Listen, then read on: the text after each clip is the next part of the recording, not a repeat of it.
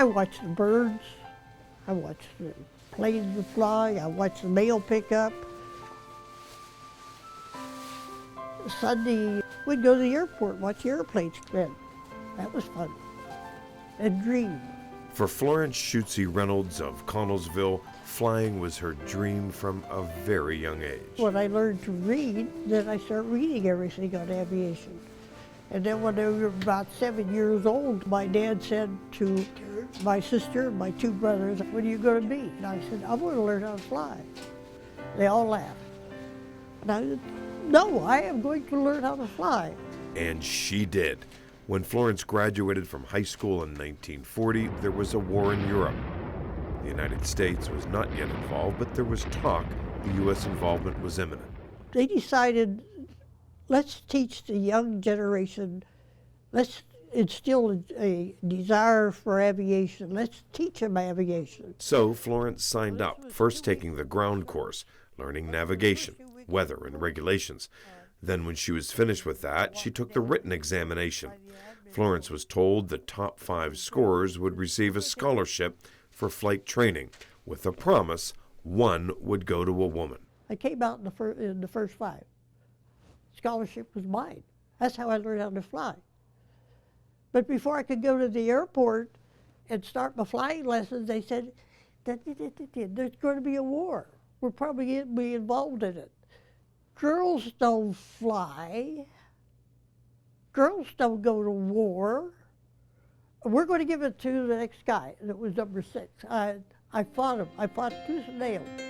Florence got her flying lessons. At age 18, she earned her pilot's license.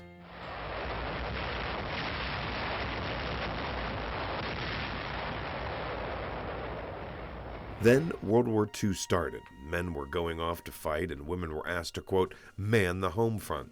It wasn't long before Florence got a telegram from the military. A group was being formed called WASP, which stood for Women Air Force Service Pilots, and they were looking for licensed female pilots to train and fly military aircraft. The telegram told Florence to report to Avenger Field in Sweetwater, Texas. Got off the bus, they said, line up, raise your right hand. I took the oath to defend and serve the Constitution of the United States. The officer who gave the oath said, "You're in the Army now." I said, "I thought I was a civilian." "You're in the Army." More than 1,000 women served as Air Force service pilots during World War II. They were deployed in the U.S. to free up more male pilots to be sent on overseas combat missions. These women pilots transported personnel and tested airplanes. Life on the base was hard. They had a whole row of barracks. Barracks were divided into rooms, or bays, as the military liked to call them, 6 to a bay, 1 bath facilities for 2 bays. So could you imagine 12 girls getting up at 6 in the morning and sharing one bathroom? Though Florence knew how to fly, she had to learn to fly the military way, getting 560 hours in ground school and logging 210 hours in flight training. It was a 6-month course. The male cadets had to go 9 months. We went 6 months. And we had the same curriculum, except for the last phase where they were taught gunnering and formation. We were taught cross country. Not all made it through the rigorous training, but in the 40s it seemed unheard of, a woman flying a plane, let alone a military plane. But these women did it, and they were paid too. While in training, got $150 a month. When we graduated, we got $250 a month, no insurance. There would be a pay officer, you signed a voucher, he'd count out the money, then you walk down the table. First place you pay room and board. I had to pay for the room, I had to pay for the food I ate. I got sheets every Saturday, I had to pay for those. By the time I got to the end of the table, I usually had $5. And that was to last me to the next pay. The Women Air Force Service Pilots were a civilian support corps, and therefore not accorded any military benefits. If Florence got sick, she paid her own medical expenses. No death benefits either. 38 of these female civilian pilots were killed during their service, And for the money to send the body home, a collection was often taken. Florence remembers one time a grieving mother showed up. She pulls out, she says, "This is a telegram I got from the War Department." And she said, "I want to read it to you." And she says, "I'll show it to you if you don't believe me." She opens it up and it says, "Your daughter was killed this morning. Where shall we send the body?" When the women reported for their training at Avenger Field, they were issued a helmet, goggles, and mechanic overalls. For the zoot suits that fits, nothing fit.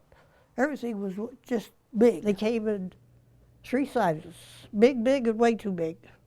When we took the oath, they marched us down to the hangar, and the supply sergeant was there with us all, and they said, "Here you will get the uniform of the day." The sergeant said to me, "What size?" And I said, "I'll take a size 12. We have 42, 44, and 46. And we're out of the 42, so I got a 44. Look how wide they are. They had straps, which you could strap them.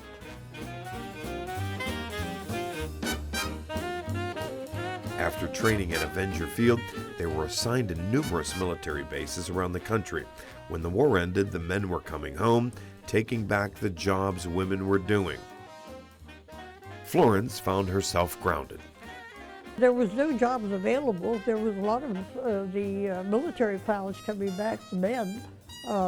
The jobs were open to them. We applied to the airlines. They said, "Well, we'll give you a job as a stewardess, but not in the cockpit." In 1977, 33 years later, the women Air Force service pilots were finally recognized. Congress granted the Corps full military status. And in 2010, 300 surviving veterans came to the U.S. Capitol to accept the Congressional Gold Medal. I had the dream, and I realized my dream. I realized my dream very early in life.